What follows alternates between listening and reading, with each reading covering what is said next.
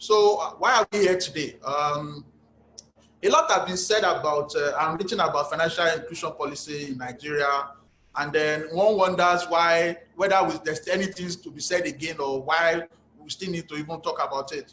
But today, beyond just understanding what financial inclusion is all about, we will learn about what has been achieved so far, the challenges of the implementation of the financial inclusion, especially now where we have the new normal occasioned by the COVID-19 disease.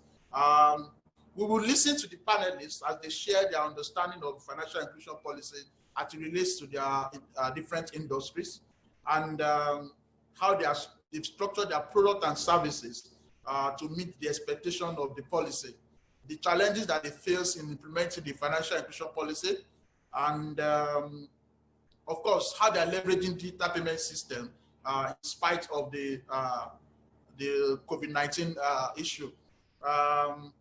I must say I'm delighted to be here, to be participating in this webinar today, not because I'm the host, but because I anticipate a very insightful session and a time well spent today. I want to appreciate our panelists for honoring our invites to avail themselves for the webinar. And we appreciate the registered participants who are already with us and the ones that will join in the course of the webinar as we proceed. Thank you very much for your support. Permit me to do a brief introduction of the panelists before we set the ball rolling. We have here Mr. Kehinde Borishade. He's an expert in insurance, risk management, reinsurance, distribution, marketing, and product management. He's currently the MD and Chief Executive Officer of Zenith General Insurance, after he has excelled as the Secretary Director of Technical Force between 2017 and 2018. So he will be sharing with us from his wealth of experience in the insurance industry, especially about creating and deploying retail insurance products and services, and how the industry relates with the financial inclusion policy. Borishade. Thank you very much. Thank you very much. Okay, I would also like to introduce Mr. Bimbola Ladele. Bimbola Ladele is an accomplished financial and wealth investment business executive. He has over 16 years working experience in the financial sector. He specializes in pension and investment funds management. He's currently the head of micro pension and agency department in the Stanbic IBTC Pensions Limited. He will tell us about the pension industry and how it relates to financial inclusion. He will also tell us about how they are using digital payment system to push their product and services that are aligned with the financial inclusion policy. And then to Mr. Abednego Ugweke, is a man of strategy. That's the strategy man. And his excellence in strategy is both evidenced in his career and his certification. He has been in the financial services industry for quite a while, and he has a wealth of experience in mobile payment, project management, banking, digital payment system. Today, he will be talking about his bank's contribution to the achievement of the objectives of the financial inclusion policy. He will also talk about products and services that are strategically designed to foster access to financial services and how they are leveraging digital payment system in First Bank. Mr. Stephen Ampore is of the Central Bank of Nigeria. He's a digital guru with over 15 years experience in developing and implementing IT strategies. He's the current head of digital financial services at the Financial Inclusion Secretariat in CBN. And then from him, we'll be learning a lot about financial inclusion, how they're leveraging digital payment system, especially in this new normal. So once again, I welcome all the panelists. Thank you very much for coming around. And I also believe that the participants are going to have a great session with every one of us tomorrow. At this point, permit me to welcome the Group Managing Director of Cyberspace Limited, in person of Engineer Joe Owubuya, to formally welcome us to the webinar. Thank you, Abayomi. You're welcome, sir. Good morning, everyone, and welcome to this session. It promises to be a fruitful and well-spent time. The financial inclusion story did not just start today. This has been ongoing for quite a while. And because the nation continues to experience population growth in rural as well as urban cities, it is obvious that the topic of financial inclusion cannot be overemphasized. With the advent of the COVID-19 pandemic that has disrupted the economic landscape, the more reason why conversations around financial inclusion must continue in order to sensitize the populace enough to know how to participate and benefit. The Central Bank of Nigeria, in partnership with other key stakeholders, have developed and launched an initiative, the Financial Inclusion Policy, that is not only people-centric, but also fantastic in ensuring that no one is left out. And I'm super excited that we have a representative from these stakeholders here as panelists. Financial inclusion is the consideration for every eligible member of the community to have access to financial services irrespective of location and economic status. As a solution-driven organization, at Cyberpay, we have also strategically developed various channels by which populace that are financially excluded can now access financial services with our participation in various micro payment schemes like micro pension, micro insurance, micro savings and investments, etc. The financial inclusion scheme was introduced by the Central Bank of Nigeria in 1977 with the aim of achieving one bank branch in each of Nigeria's local government area. The scheme has seen improvements and remodeling over the years with the continued growth in technology adoption.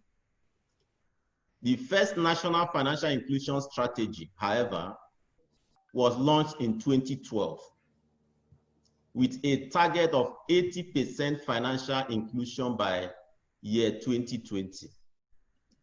According to Findex, a financial inclusion index compiled by the World Bank, the emergence of companies that adopt technology to widen, scale up, and ease access to financial services has marked improvements in financial inclusion. Technology-driven innovations like transaction channel diversification, consumer identification with the use of BVN, and many more, coupled with regulations, have enabled the furtherance of the financial inclusion drive in Nigeria.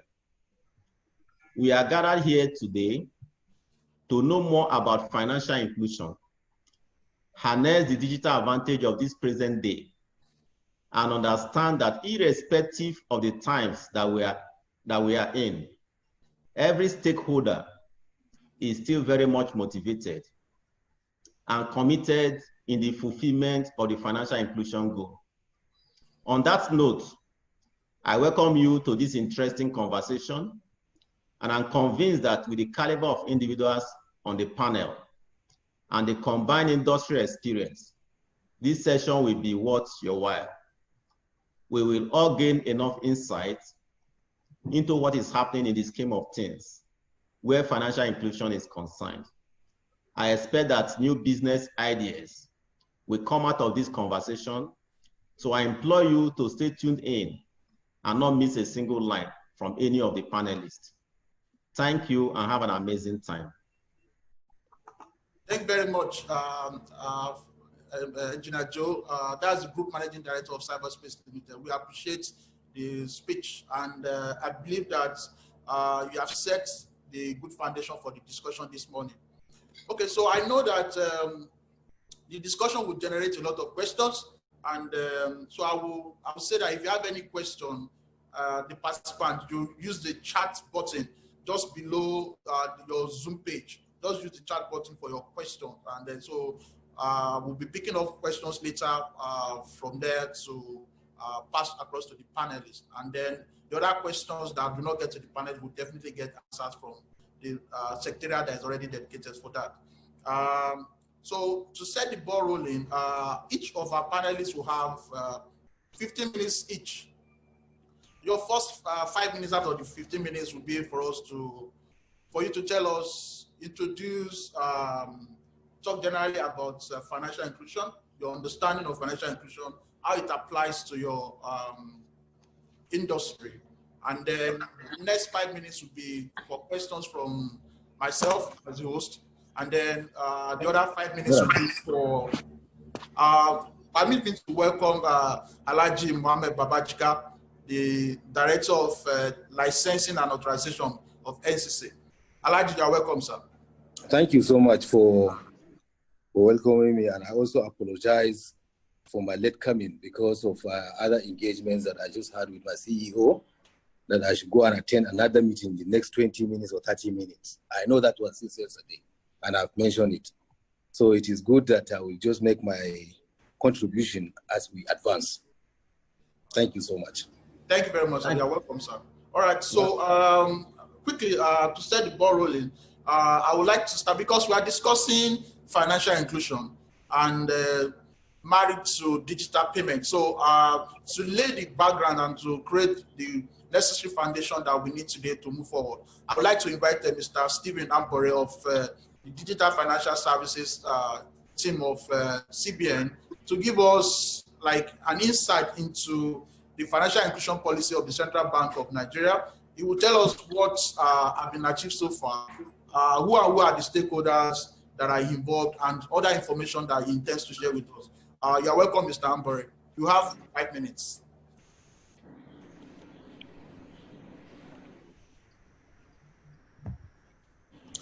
You might need to speak a little bit. We can't hear you. Yes, to unmute. Is it any better now? Oh, yeah, it's better now. So do I go ahead? Yeah, go ahead, please. All right. Thank you very much. And just like Mr. Babajika, I really have to apologize for coming in late. We're in a very interesting time. Normally, in a very important conference like this, we'll be all out of our offices and in a particular venue, you know. But right now, we're at work and we're having a very important conversation. So I had to come in late because of one or two meetings that came in impromptu. But I'm very excited to be here. I'm really excited with the background that the MD brought to hear an IT company not just interested in providing solution for an enterprise, but really interested in the mass market, as it were. Financial inclusion means a lot of things to a lot of people. And as the head of digital financial services, I begin to understand that we need to talk more about financial inclusion so that stakeholders will understand what financial inclusion is and come up with solutions that really will address financial inclusion.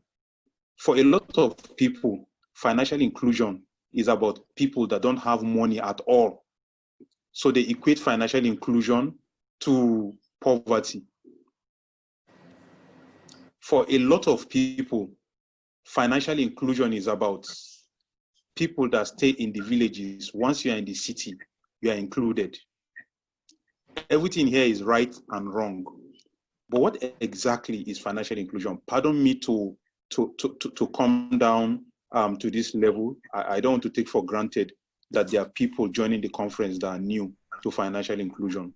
First of all, financial inclusion is about people. Secondly, is about access to financial services, not just any financial services that meet needs, financial service of a certain quality, financial service that is accessible. So if you have a bank account in Abuja and you go to Kaurana Moda and in Kaurana Moda, you cannot have access to your bank account in Abuja, at that particular moment, there's a financial access point concern, and you're financially excluded. So in Nigeria, based on statistics, 63.2% of the 99.6 Nigerian adults are financially included. Okay. Interestingly, this is not about can you present accounts. That data again? Sorry to interject. You said 60 what percent, sir? 63.2%. Okay. Yes. So I was saying 63.2% of Nigerian adults are financially included. Okay. It means 36.6 million people are financially excluded. That is more than the population of the entire Ghana. Nigeria is huge in size. And we're talking adults. We're not talking individuals. So you can imagine for one adult, the number of people that particular adult takes care of. Now, basically, the objective of financial inclusion is to ramp up this number. We started from around 58% in 2012. We're looking at taking the number up to 80% by 2020. And what does that mean actually? We actually mean we want to improve penetration of payments by 60% in 2020. This is 2020. We want to increase penetration of payment by 70%, pardon me. Improve credits to 60%, improve insurance to 40%, all by 2020. But it is quite sad because when you start looking at the numbers, this is 2020, but in insurance, we're still at 1.6 or 1.9%, depending on where you're getting the data. And a lot of stakeholders have been involved doing different things in financial inclusion. So after the development of the initial strategy in 2020, when we looked at the numbers in 2016, we knew that something drastically needed to be done. Otherwise, financial inclusion in Nigeria will be a pipe dream. So we decided to revise the national strategy and focus on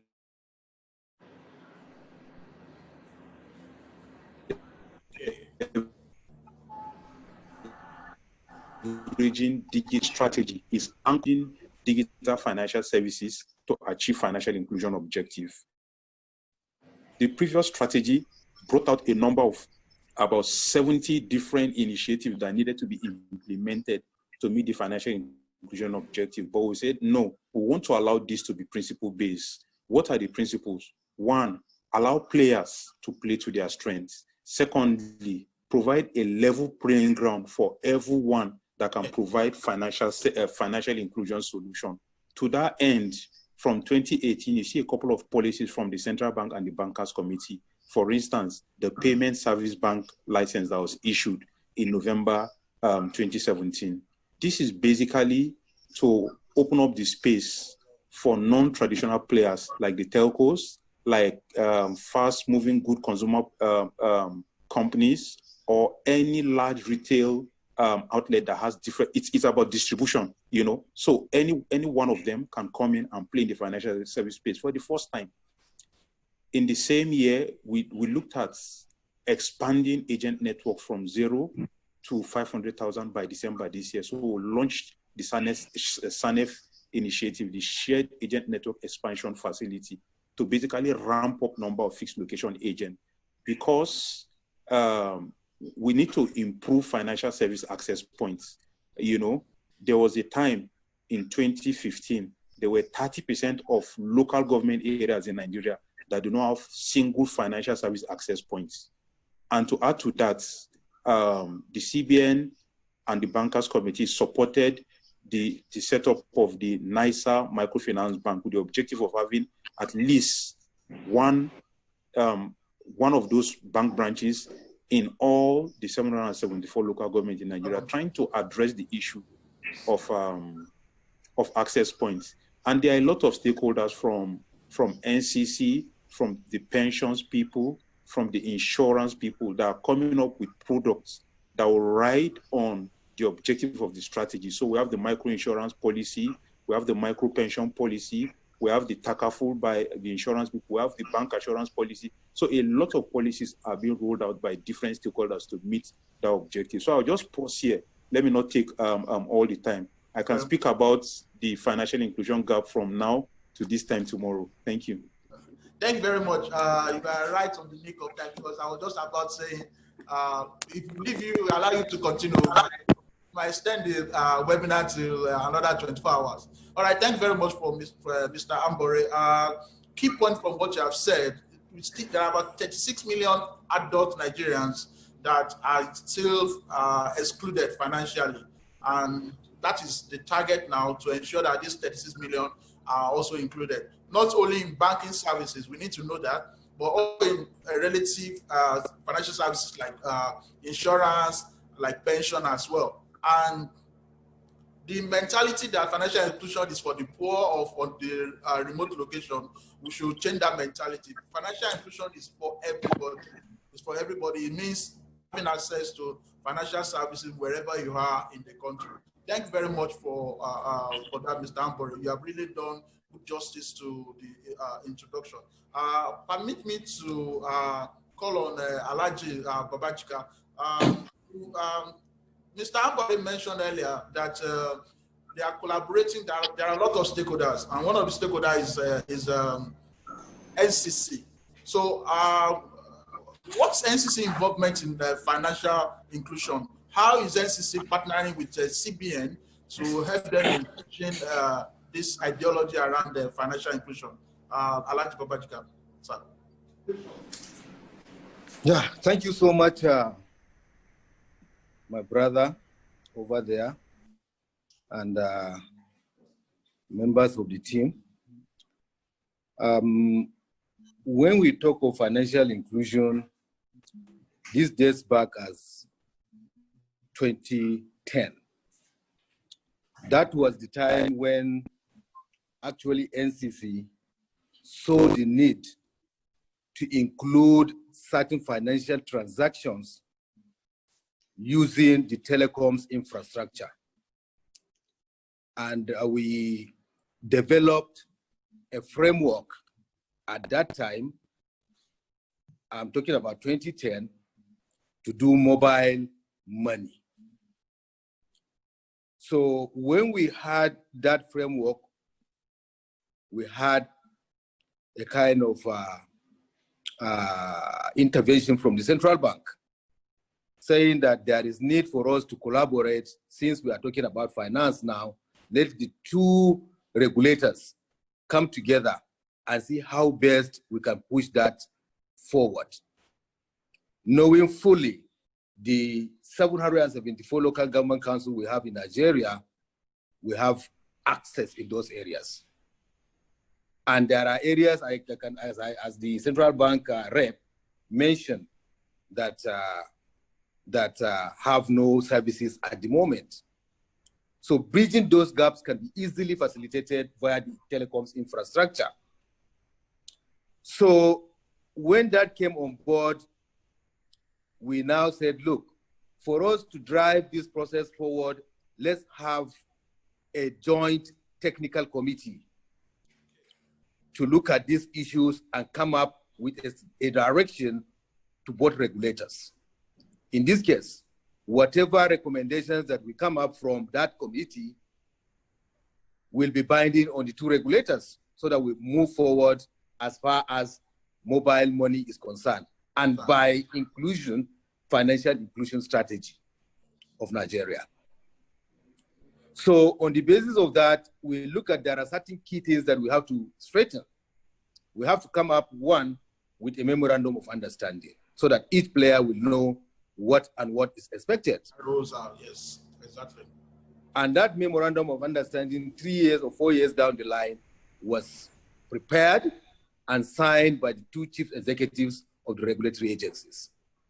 In this case, the governor of the central bank and the chief executive of Nigerian Communications Commission.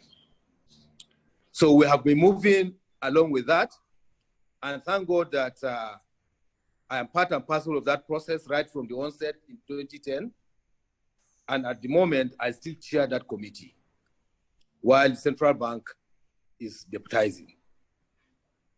To be specific, the Director of Payment Systems. That's why I was insisting, let him be part of this, this engagement today, because we have the history together with him. We started it together. But nevertheless, the young man have actually addressed certain concerns, which we need to look at and say exactly what we are doing to ensure that the unbanked are banked and people have access to financial services through the collaboration with the telecommunication infrastructure service providers. So it is in this note that I want to make certain points very clear. One, the Nigerian Communications Commission numbering resources to digital payment service providers for modernization purposes via the USSD channel. That is very critical in mobile banking. You have to have that to make it happen. Two, the Nigerian Communications Commission encouraged the mobile network operators to obtain PSSB licenses from the central bank in order to increase the coverage and access to mobile financial services by Nigerian citizens.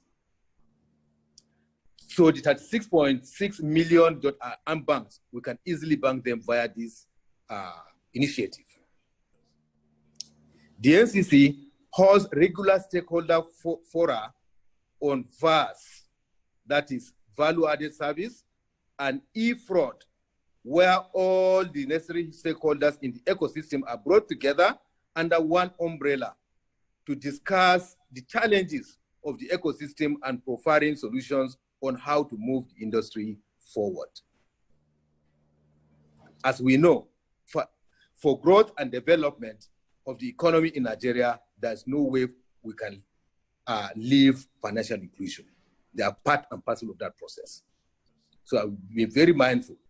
And also to transform the economy into the digital economy we are proposing, financial inclusion is part and parcel.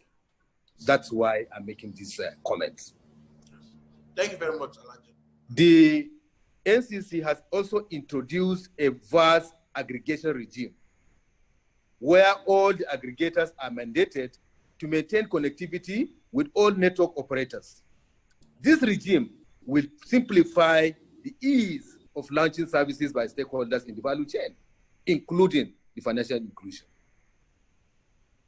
The NCC will encourage more collaboration with central bank by seeking for the creation of a dispute resolution and arbitration channel to address issues that may arise as a result of the convergence of the two economic segments of finance and ICT.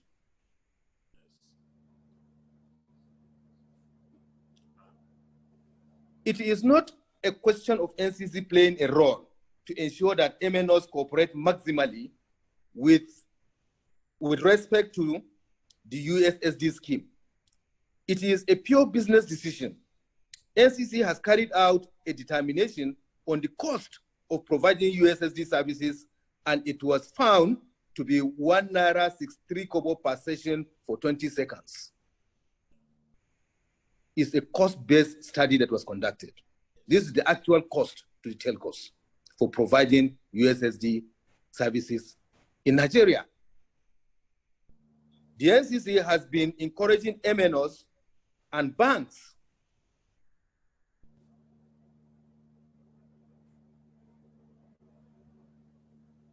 Let me take that again. However, the banks are charging customers, as at today, 26 naira 88 kobo per session. So you can see the determination we did from telco side, which we said the cost to them is 1 naira 63 kobo per session. And the banks are charging 26 naira 88 kobo at the moment. Whereas prior to this determination, I think it was as high as 52 naira point something per session. So you can see the essence of the determination, which now tells us that it makes life easier for you and I as a consumer in this context. Instead of us transferring money and be deducted this much, now we are paying 26 naira as against 52 naira as it were. The NCC has been encouraging the MNOs and the banks through the Joint Technical Committee, that's the NCC and CBN, and other fora to engage more with a view to finding a lasting solution. In other words, you remember I said the cost to the telcos is 1.63 kobo, whereas the banks are charging at the moment 26 naira 88 kobo. So if you now look at the discrepancy, there is need for the two to come together and agree on a workable sharing formula, because these are some of the reports we get from our licensees. Remember, I talked about the dispute resolution mechanism. Yes. These are the issues we need to sit down and resolve. Banks cannot be making 26 naira or 50 naira per session as it were, and at the same time paying MNOs an amount that is not commensurate or agreeable as it is now. The sense of fairness is completely lost when you consider that the underlying infrastructure is 100% owned by the MNOs. Is their infrastructure, is their frequency, is their subscribers. So all these are things that we need to look at carefully to address this concern and we move forward. And that's what I think the SCC and the central bank will look at, and bring all stakeholders together to move the digital economy Thank you very forward. much, Alaji. Thank you very much. I'm sure one of our panelists is a banker, and he was smiling when we were talking about the disparity in pricing, and I'm sure he's going to speak to that when the time comes. Thank you very much, Alaji. I picked two major points from what you have raised, apart from the disparity in pricing. It's very instructive to know that whilst the Central Bank of Nigeria is encouraging telcos to get the PSB, the Payment Service Bank license, NCC is encouraging the telcos to get the PSSP license. So it shows that there's a form of synergy between the two regulatory organizations. And it's something that is a welcome development, and it's something that will definitely will further drive the achievement of the goals of financial inclusion. Thank you very much, Alaji. And also the essence of having a central dispute solution team to address the concern from users of this platform as well. Thank you very much, Alaji. You've done justice to that introduction. So we've heard from the two regulators, and then we now want to move to people that are consuming or pushing services that are relative to financial inclusion. And permit me, I would like to start with Mr. Boris Ade. He's going to share with us perspective from the insurance industry. How does insurance relate to financial inclusion? What are the products and services that you have that are in a way helping you to drive financial inclusion? And how has digital payment system helped you in achieving these objectives? Please permit me to join another meeting. I am going for another meeting. Sorry for interruption, Boris Ade. You are welcome, sir. But thank you. For a while. Thank you, sir. Thank you, my brother. All right, sir. Mr. Moderator. Thank you. Thank you, Alaji. Yeah. Thank you, Alaji. Thank you very much, sir. But Alaji, I would like to also mention that we, the insurance industry, we are the great beneficiary from the collaboration between the regulators. So we thank you for that, sir. Thank you. We are here to support all of you very ensure much, that sir. we move the economy forward. Yes, sir. Thank you. So going back to financial inclusion, I'll just look at it from insurance perspective and from a broader view. Simply, financial inclusion is just about providing access to useful and affordable financial products and services that meet the needs of every individual. It must meet the need of every individual, irrespective of their demography, location, social status, or economic status. Take, for example, availability of credit. It simply means someone having access to credit to help to improve his productivity of the microenterprise, or being able to meet his health expenses. It can also mean savings, ability to contribute to pay for children's education in the future. It can also mean insurance, that is, provision of protection against financial impact of vulnerability or uncertainty, or simply payment. Yes. But if I drive this down to insurance, it simply means making insurance readily available and accessible to each and every individual. And that must be irrespective of demography, location, social status, or economic status. And different products have been tested on the USSD, which include buying of personal accident insurance, buying of third-party insurance, all in the interest of financial inclusion and helping to alleviate challenges of the people. Thank you. All right, thanks, Mr. Borishade. Before I leave you, I would like to ask, how is insurance business in the new normal?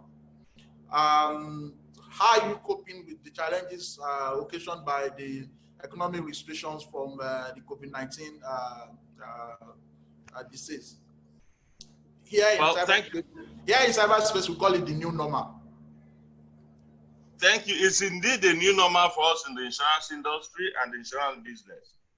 I'd just like to mention briefly that as a forward-looking organization, one of the things we did at the nick of time was to launch our own mobile insurance or USSD platform, in which we partnered with cyberspace and also the leading mobile telecoms provider in Nigeria. This kind of collaboration, as I said, have pushed us ahead of all our peers in the industry, in that the USSD platform, which we have launched, has been able to give us the opportunity to comply with some of the NCDC's requirement for social distancing. It enables clients and individuals to purchase insurance products by eliminating human contact. They can buy a travel insurance, they can buy a motor insurance, they can buy a personal accident insurance. That is the beauty and advantage of technology in driving our business processes. And I need to commend the collaboration between MTN, between Zenith General Insurance, and also Cyberpay. Thank you. Thank you very much, sir, for that. Mr. Abednego, a challenge has been thrown at you. I know you would like to respond to that. But before you do that, can you unmute your mic? Yes. Okay. Thank you. So before you respond to the director of licensing and authorization of NCC, you are from the banking sector, and it's generally believed that financial inclusion centers around the banking industry. You would like to tell us whether that is true or not, and what the role? How are you guys taking financial inclusion in First Bank as an entity? All right. Thank you so much for having me, and good afternoon or good morning, co-panelists and the attendees, about 140 of us who are tied in on this webinar. I think, I wouldn't want to get into the direct challenge, right, thrown by the NCC to the banking industry. I would leave that for the central bank to resolve, right? But let me start, really by acknowledging some of the definitions of financial inclusion that have been given. and really just stating the way we view it. You know, the way the central bank defined financial inclusion is consistent with our view, because we believe that financial inclusion is a state. It's not necessarily a process.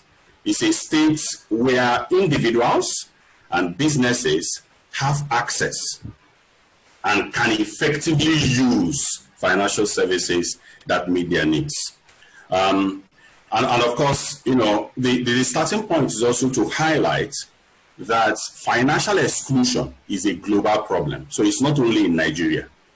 It's a point of, you know, top discussions across the world. Because about 2.5 billion people globally are financially excluded. CBN has told us that in Nigeria, that stays at around 36 million.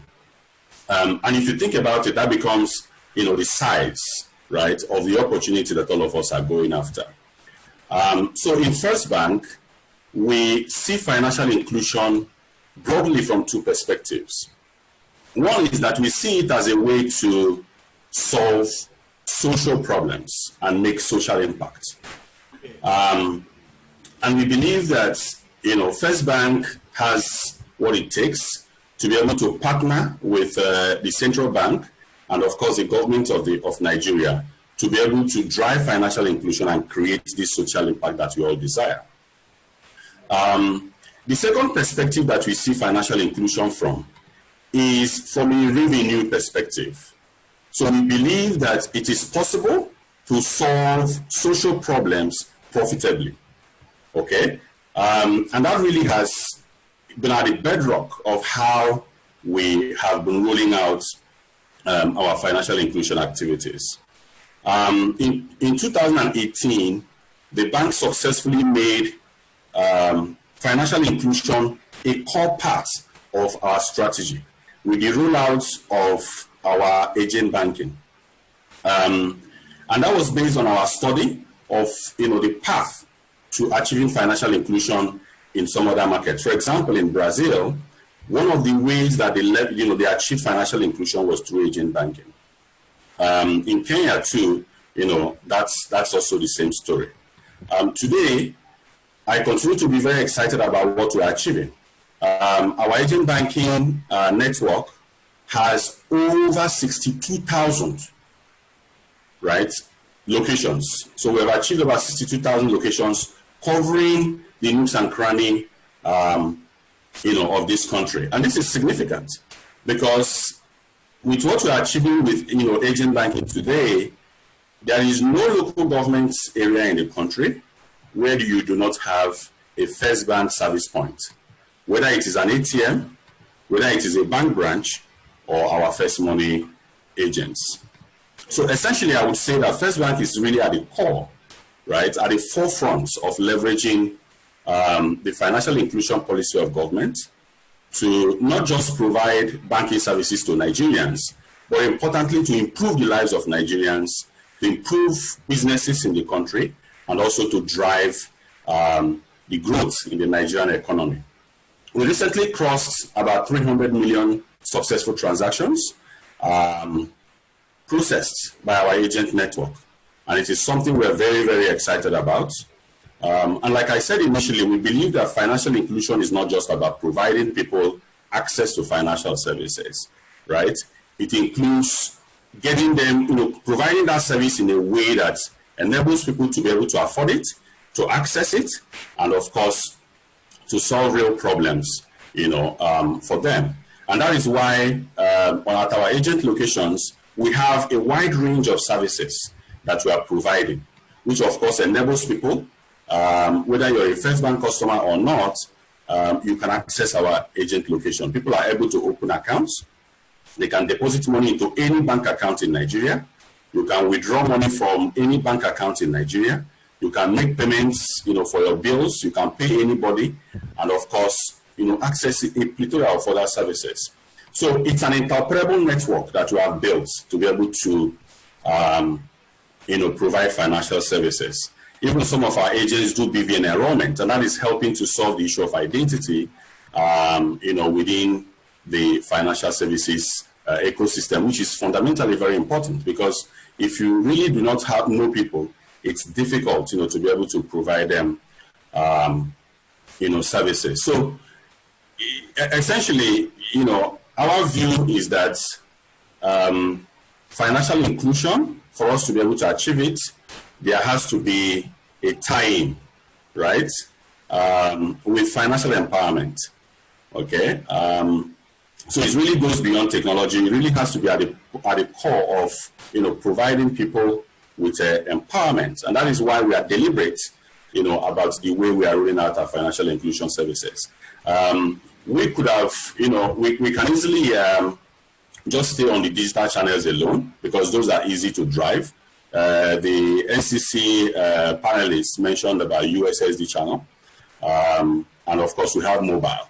But we believe that agent banking is an important, a very crucial, financial inclusion rail because it takes financial services to the last mile. It takes it right there into the villages where people do not even have access, to the right level of education that will expose them to the use of USSD channel or the use of mobile channel and all that. They require assistance, for them to be able to utilize those services. So we are, through the network that we are creating, empowering Nigerians.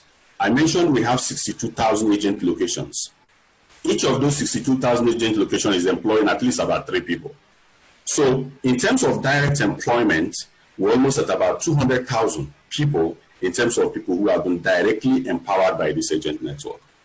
And then, of course, when you think about the fact that each of the about 200,000 people who are directly employed on this network also have people who are dependent on them, family members who they have to take care of, you would see that we are at about 700,000 people who are financially empowered, through the services that we're rendering under our financial inclusion, play. So agent banking is at the core of what we are doing. That's really the nexus of our financial inclusion activity. And like I said, we are very excited about what it is that we're achieving. So let me pause at this point because I see that you're itching about time. Eh? Yes, thank you very much for the introduction. Okay, so First Bank says, yes, we do financial inclusion, but we are in it for the money, and it's a good idea. I will come back to you with questions around agency banking and the current challenges with COVID-19. Like I said, we target the new normal. How agency banking is still operating in spite of the lockdown and the restrictions. I will come back to that, but permit me to, at this point, welcome Mr. Ladle of Stanbic IBTC Pensions Limited. I want him to relate pension to financial inclusion. What's the relationship between pension and financial inclusion? Pension, the way we know it, the way we've always known it, is a contribution. It's almost synonymous with people working in corporate organizations. So how does that, and you cannot say somebody in a corporate organization is not financially included, you understand? Of course, there are basic banking services that you do, even if it's because of the salary that is paid into a bank, for instance. So what does pension have to do with financial inclusion? Thank you very much, Abayomi, and good morning to fellow co-panelists and the other participants we have on the line. And it was very of good pleasure for me to be here today. I think various speakers have actually tried to define the understanding of financial inclusion. And it is also important to underscore that, yes, within the context of the pension industry, it is also important to also lay some kind of few understanding or definition of what financial inclusion is all about. So within this context, how we define financial inclusion is a state where financial services are delivered by a range of service providers, basically to reach everyone who could actually use them. So the basic thing about the financial inclusion we are talking about is about availability and also equality of opportunities to financial services. And when we look at it, if you want to really relate it to the pension industry, it is also important for us to understand what are the objectives that federal government or the Central Bank of Nigeria and other stakeholders, they actually have in mind in terms of the problems or rationale behind the financial inclusion. I think one important thing I want to mention is that the financial inclusion, as it were, basically is a value driver towards economic growth. And just like fellow speakers have actually alluded to, when you talk about economic growth for the nation, you realize that when people work, the reward of work is still wages or salaries. Even when you are employed as well, you still make money. And that is why you are also positively, contributing towards the economic growth of the nation. The second objective of financial inclusion, when we look at it from this context, is about wealth creation. So when we talk about pension, pension speaks about wealth creation, it speaks about capital accumulation, it speaks about even credit creation and investment boom, especially for low-income earners that we are talking about in the context of micro-pension.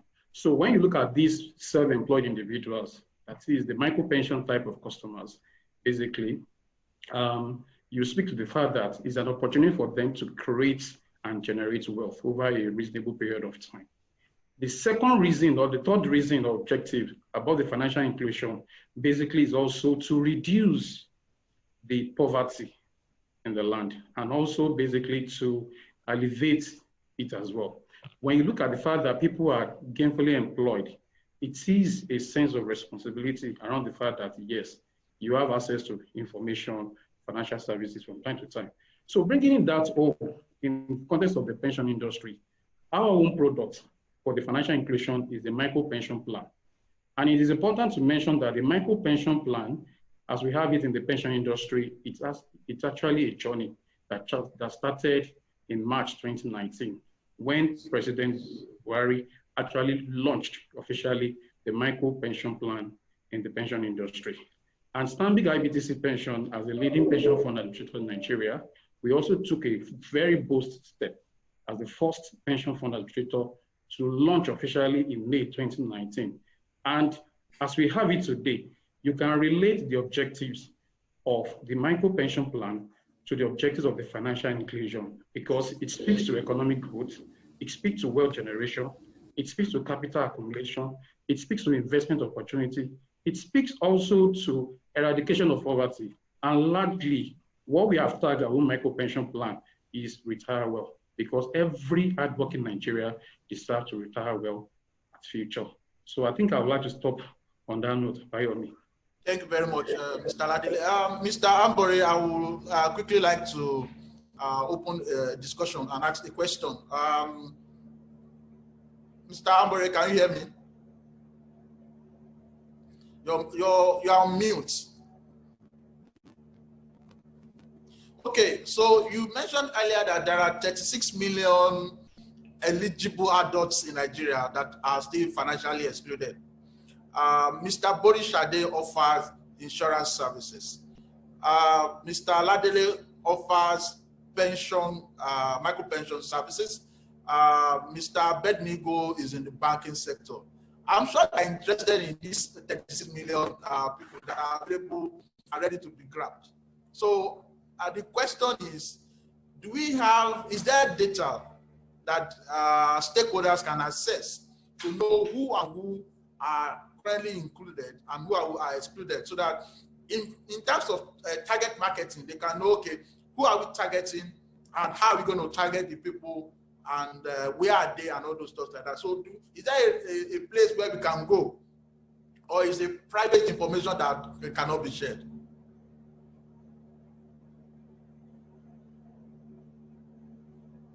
You need to speak up a bit. We can't hear you. Is it better now? Can you hear me now? Yes, we can hear you now. All right. The location of the 36.6 million people. Yes, we are these people. Yes. Thank you very much. Most of them live in the northwest of Nigeria. So precisely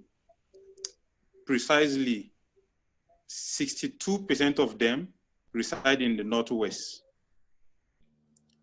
55% of them reside in, or let me phrase it this way.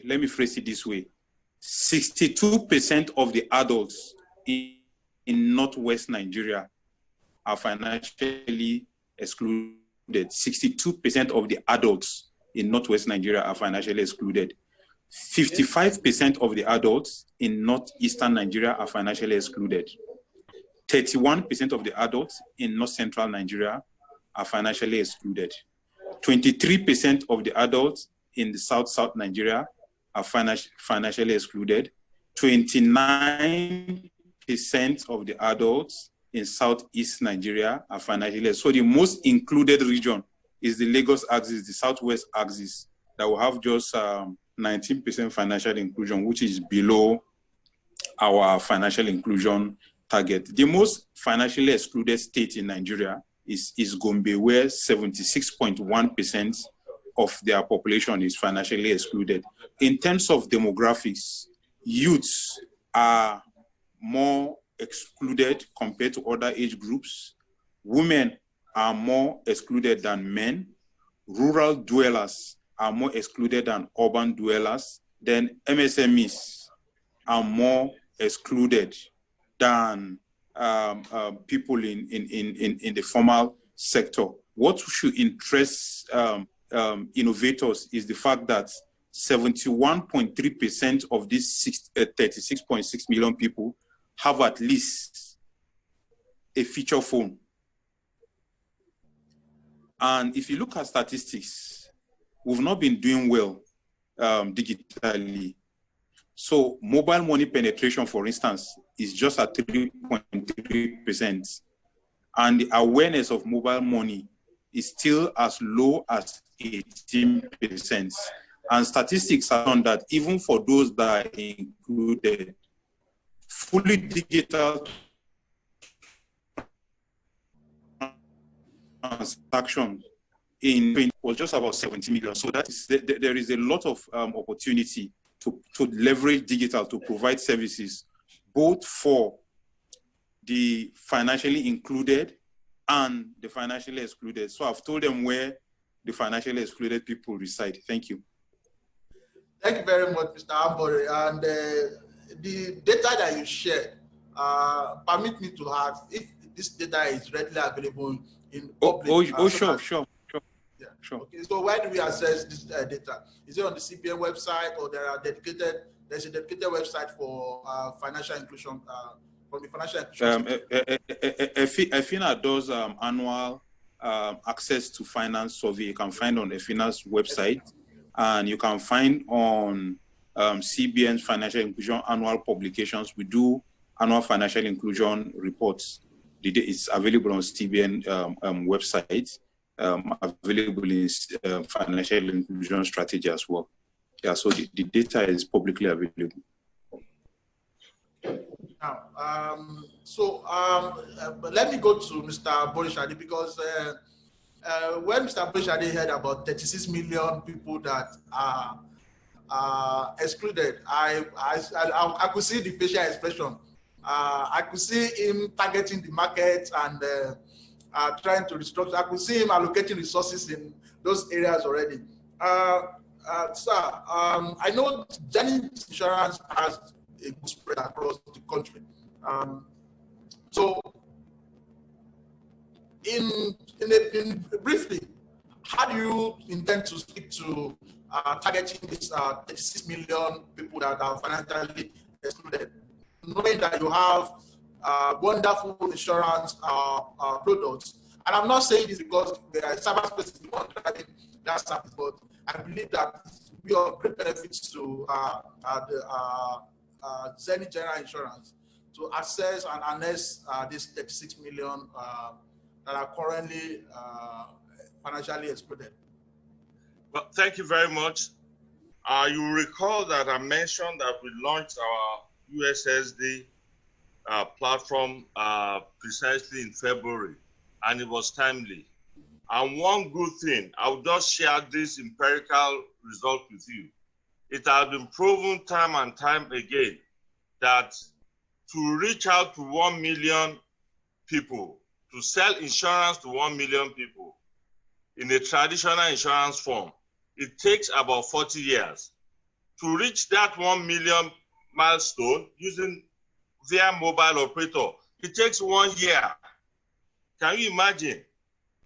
It takes 1 year compared to 40 years.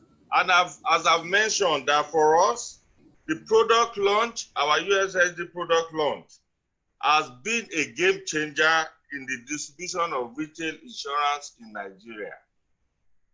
Imagine, our product can be sold to all Nigerians by merely dialing that USSD code on their phone, irrespective of their demography, their location, their social status, or economic status. Already we have positioned ourselves as an organization to take advantage of this USSD so that we can reach out to millions of Nigerians. The statistic given is very correct. In fact, it's in alignment with our own current premium generation demography as a company. So it has given us more insight, and all we have to do is to reach out to millions of Nigerians so that they can just simply press that USSD code *5966# on their phone. In 2 minutes, they will buy a travel insurance. In 2 minutes, they will buy a personal accident insurance. And we are very aggressive about this. As I've said, IT drive business process, USSD code platform is a game changer in the insurance industry. Thank you very much. You mentioned the USSD code, sir. Yes, I repeat it for every participant. *5966#. That is the way to go. Okay. Thank you very much. Mr. Aladele. Yeah, thank you, Abayomi. There are 36 million Nigerians that are financially excluded. 71% of these 36 million have feature phones. For you to drive a USSD service, you don't need to have a special phone. So what is the strategy? This is an opportunity for micropension. Are you looking in this direction? All right, thank you very much, Abayomi. And I think it's a very important question you've actually raised here. And looking at the age that we have found ourselves now, the best approach you can always use to leverage on is to leverage on technology. And I will share 2 values in Stanbic, which I think actually speaks to what we are talking about. It's about the fact that we constantly raise the bar. And more importantly also is that we are being proactive. So we have started the digital journey ahead of time. We didn't pray for COVID-19 to happen, but things happen along the line. I want to give you some examples of some of the channels and services of convenience that we have created, basically for the adoption and then the uses of the micro pension plan, and even for a regular pension products within the group. So July this year, we actually launched a super app. And that's the first of its kind in Nigeria app where you have multiple products in one app. You can imagine when you have an app where you can access minimum of 7 different products, be it bank accounts, be it wallets, be it pensions, be it stockbroking, even be it insurance as well. You can, make your claim on insurance, everything end to end. Secondly, let me also speak into the micro pension plan as well. So for us in Stanbic, we have actually designed and deployed, currently running, it's known as developmental stage, a minimum viable product where customers can actually onboard on their own. You can make self-contribution because convenience is very important for this type of customers. And also, you can also make the request in terms of your withdrawal. So these are the 3 key features that a micro pension can do at the comfort of your house, or the comfort of your home at any point in time. Lastly, I also want to commend the effort of cyberspace, especially at the level of the industry, in terms of the key initiative that you have actually done. And that speaks to the fact that when Engineer Joe was making the opening remarks, when it comes to the micro pension pen remit. So the micro pension pen remit, it's another solution that has been deployed at the level of the pension industry to promote micro pension customers to do self-onboarding, self-contribution, whether on USSD, whether on cards, even doing direct debit at any point in time. And let me say it loud and clear as well. We also have USSD that you can use, which is *55701# for purpose of contribution, deployed and designed by Cyberspace in collaboration with Zenith Pension Custodian. I think it's quite commendable in terms of the effort that has been done so far. So lastly, addressing the 36 million basically is that it's a journey that we have started. Even though the challenges are still there, but I know that in the next 3 to 5 years, when we look back, we start asking ourselves questions that, oh, we actually see the future ahead of time. So thank you very much. Thank you, sir. Mr. Abednego. Yes, please. So everybody is talking about the 36 million people that are available for grabs. These guys, they already have feature phones. So in a way, they can make calls, they can receive phone calls, they can maybe receive and, of course, read SMS. So what's the strategy? Of course, basically in the northern part of the country, First Bank is very high on agents banking. So are you looking in that direction already? And what is the strategy? All right, thank you. So if there is any bank, right, or any financial services provider that is covering the country or is on ground to address the geographical gap in financial inclusion, that organization is First Bank.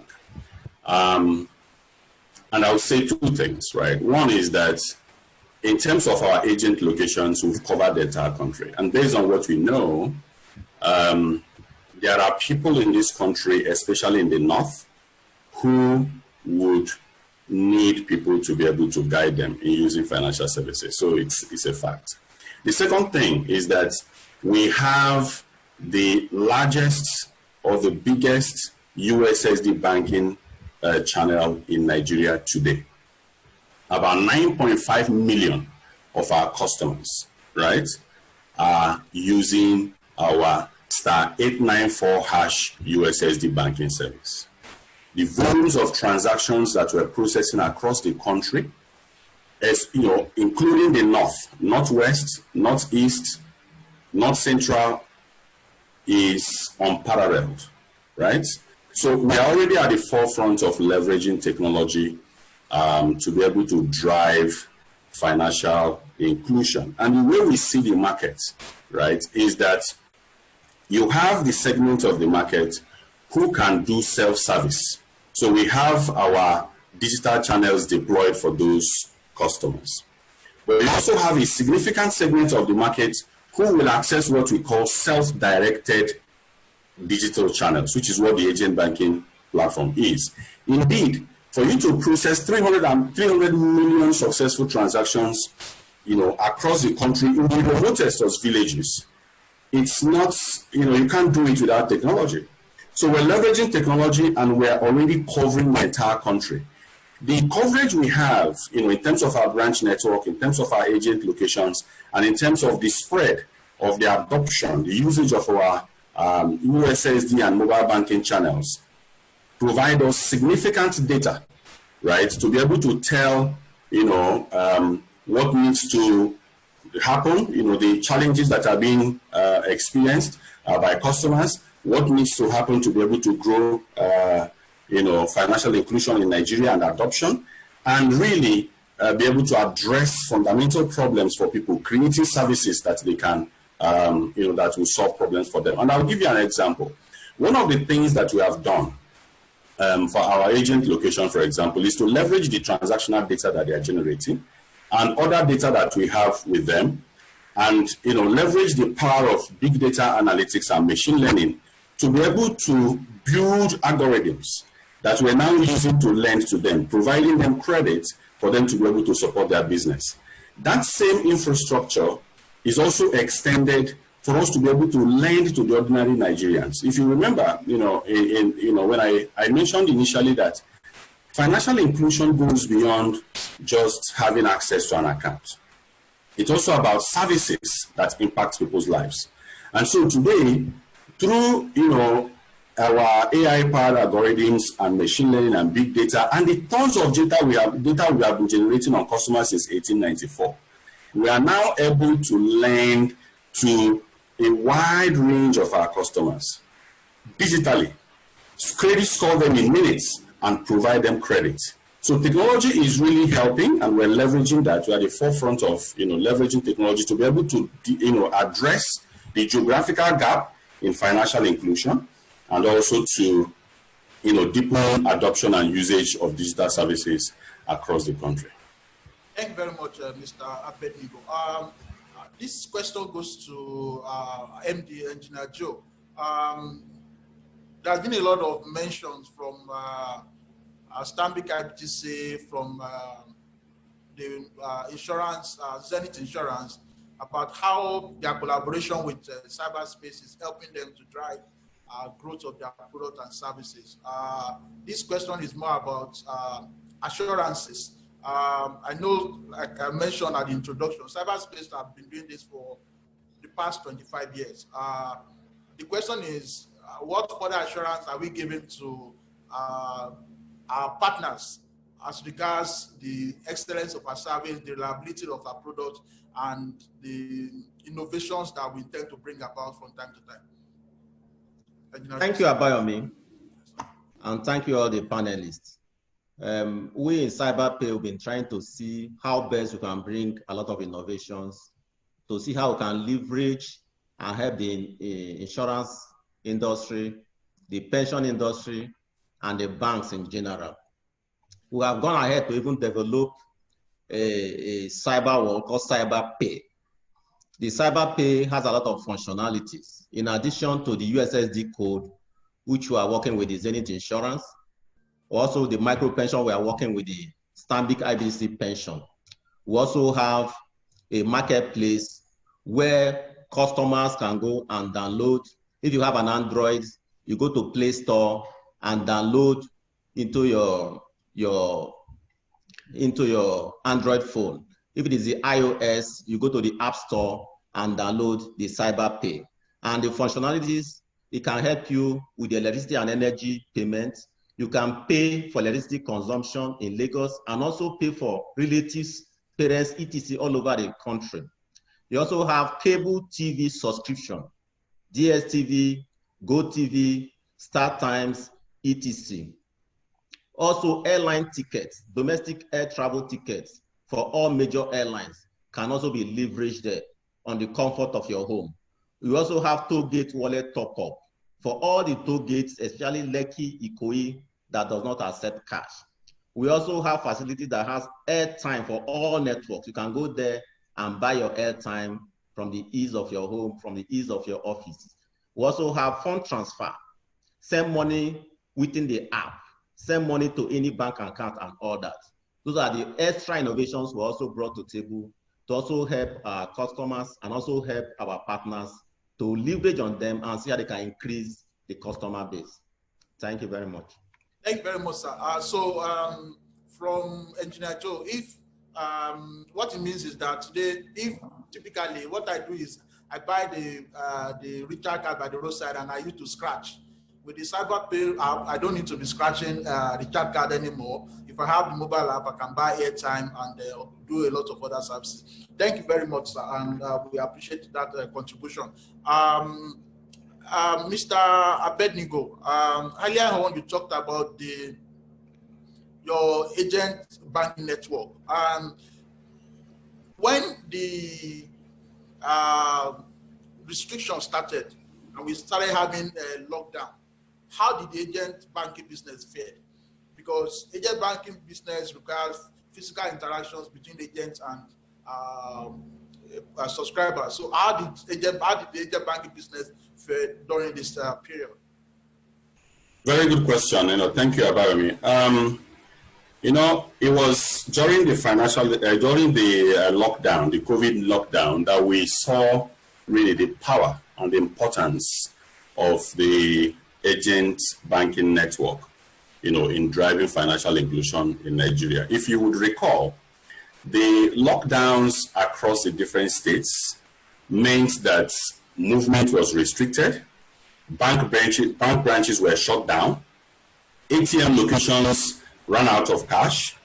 In addition to the challenges around, the concerns from customers around coming out to touch surfaces that, other people have touched, right?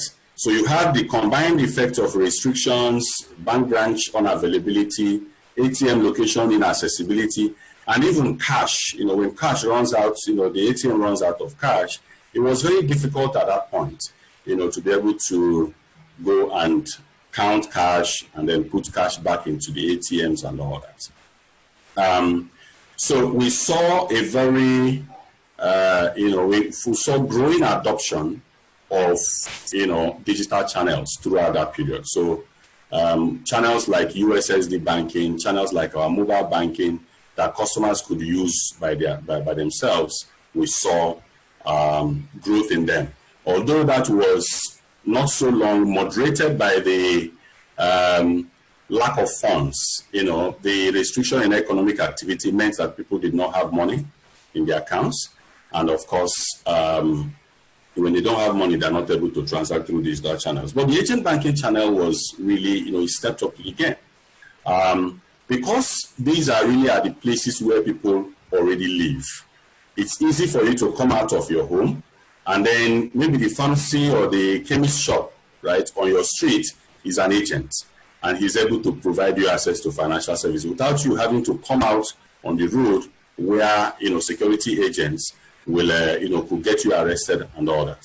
So we saw sustained growth of the agent locations.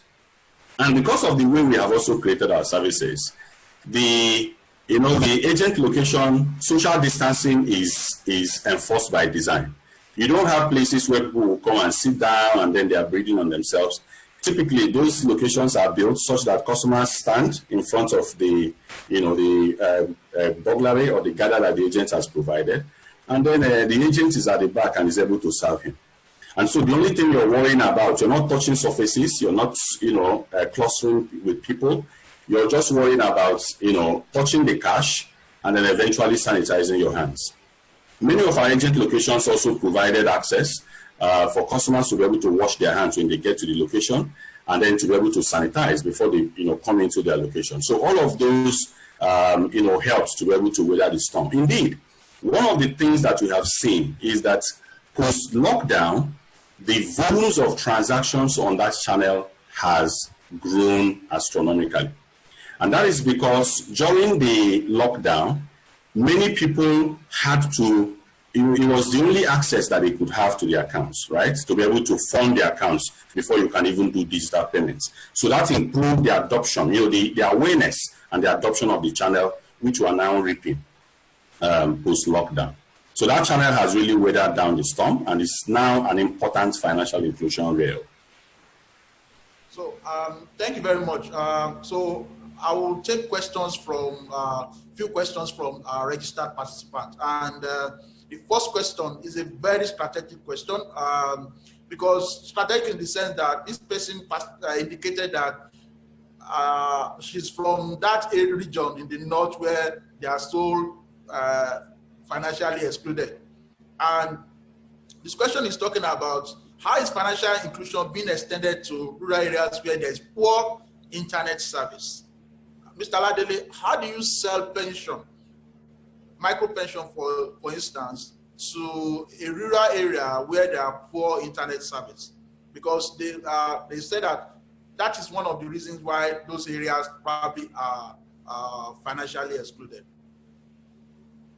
Okay, thank you very much. And that's a very important question. And I mean, the way I will try to address that question in terms of how is, as we speak today, we already have technology that you can actually onboard customer offline, whereby you can start the process offline.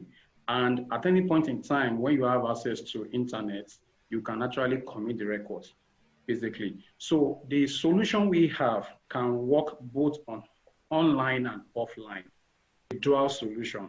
And even looking at it from the remote point of view, we have collaboration with, a lot of agencies that can actually penetrate, those locations. And they have already been empowered in terms of the device or let's say digital channels that they can use to onboard a customer. And also, let me also mention about the fact that the USSD channel that we are talking about, it's another way whereby a basic awareness, a basic product education is going to solve that problem around it. You know, I mentioned earlier on about the star 55701 hash.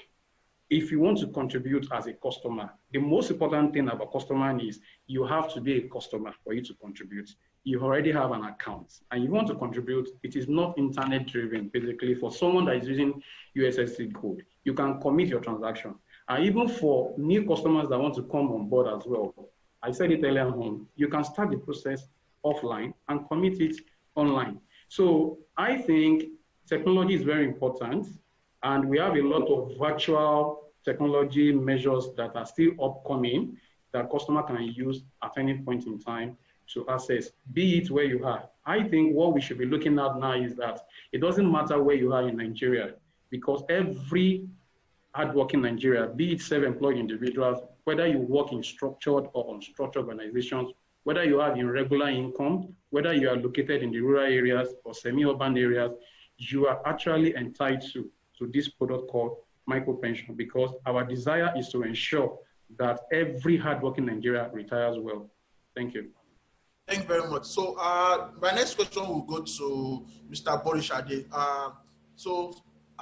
One of the registered participants said, everybody is saying, okay, let's get everybody financially included. Let's bring them in, let's bring them in. Had there no implication to as regards risk? If we decide to open financial services to everybody, what are the risk implications, and how do you intend to address these issues around risk? So being a risk management expert, sir, what's your take on that? That's a very interesting question. Foremost, I need to tell that participants, insurance works on large numbers. The more the numbers, the better for us to be able to do the better rating and to bring down the pricing. So the more people who sign up or bring on board, the better for the insurance company, because we're able to spread the risk amongst a larger set of population. So don't worry, enroll on star 5966 hash and be part of the family. Thank you. Thank you very much, sir. The last question to Mr. Abednego. He said, what has been your major challenge from this 62,000 agent location? In 1 minute, please. What are the challenges in your agent location? That's the question to Mr. Abednego in 1 minute. Okay, so there are a number of challenges, right? But I would say a major challenge is availability of infrastructure. My co-panelist from NCC had said that the telcos have access, they have coverage everywhere in the country. But the truth is, you still have significant challenges, communication challenges across the country. Especially in the north, and due to the insurgency, you find that, for a significant amount of time, the network is fluctuating, and that creates a problem for the entire system. The other problem that we have had to deal with is the problem of power. And the problem of power is fundamental because we're talking about technology here. You're giving them POS terminals, right? Some of them, are using phones. They would have to charge those devices and all that. They have to, make sure that at least their shop, there's fan, blowing so that people are not sweating and, having challenges. So it's a major, major problem. They are using poor power, generators that, they are pass my neighbor type generators to charge the POS terminals, and that's just leads to frequent breakdowns. So there are a number of challenges, and of course on the regulatory side, you find that the policy initiatives currently, especially on dispute resolution, favors only the customers. When people transact at the agent location and then they go and complain in their bank that the agent did not provide them service, the current policy initiatives just protects the customer and puts the burden of proof only on the agent. And that's a problem. And that's something that if we're going to be able to sustain that important rail for driving financial inclusion, we must begin to look at policy initiatives and industry collaboration that would address and ensure that, you know, both the agent and the customers are protected and both can trust the system. So let me pause here because you said 1 minute, yes. Thank you very much for that response. There are other questions, but that are specific to NCC and CPN. I will ensure that both representatives of NCC and CPN get those questions so that we can get answers to them, and then we'll make it available through our channels. I want to say thank you very much for everybody for your participation, and it's been a wonderful time listening to every one of you. Once again, we appreciate the fact that you honored our invitation. And to round up, I will welcome our group managing director, Engineer Joe Ubea, to quickly close with a speech. Thank you, Abayemi, once again. A very big thank you to everyone who has participated in this session today. Indeed, I must say that it has been a very interesting conversation and a time well spent. The panelists have been tremendous with great insights and information on the essence of financial inclusion and how the entire nation can key into the opportunities that abound all around us, especially the 36.6 million Nigerians that are still financially excluded. This session has opened our eyes to see areas where we can harness business opportunities, both as individuals and as corporate entities, despite the pandemic. Fantastic delivery, I must say. Thank you to the panelists, Abednego Ogweke, the Head Financial Inclusion, First Bank of Nigeria, Abimbola Ladele, Head Micro Pension and Agency, Stanbic IBTC Pension, Kehinde Aborishade, MDCO, Zenith General Insurance, Alhaji Mohammed Babajiga, Director of Licensing and Authorization, NCC, and Stephen Ambore, Head Digital Financial Services, CBN, for agreeing to be part of this conversation. We appreciate you. At Cyberpay, we will continue to join hands with the regulatory authorities to ensure adoption and compliance with their policies and guidelines.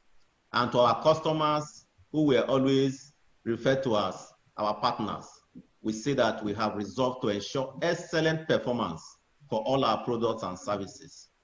To everyone that has tuned in, thank you for your time and participation. Bye-bye. Thank you very much, MD. So the last, before we go, I want to encourage every one of us, actually the participants, to follow our social media handles, Cyberpay Niger. So on Cyberpay Niger, you see clips from this webinar and some other questions and answers that we provided to those questions. Thank you very much once again for your time. We appreciate your presence here, and we look forward to another session like this. Thank you very much, and God bless. Thank you for coming. We appreciate it. Thank you very much. Thank you, everyone. Bye-bye. Thank you. Thank you. Thank you.